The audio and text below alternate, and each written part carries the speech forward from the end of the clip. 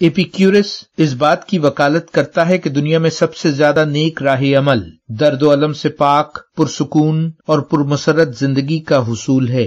جسمانی درد اور ذہنی خوف سے آزاد ایسی زندگی ہمیں میانہ روی، رواداری، انصاف اور اعتدال ہی سے حاصل ہو سکتی ہے۔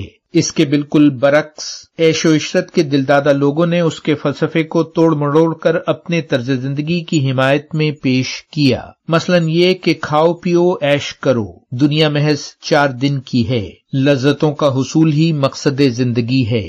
حالانکہ اس کے خیال میں ہر خواہش اور خوشی کا بغیر سوچے سمجھے پیچھا کرنا عقل مندی نہیں۔ بظاہر دکھنے والی خوشی کا انجام تکلیف دہ بھی ہو سکتا ہے۔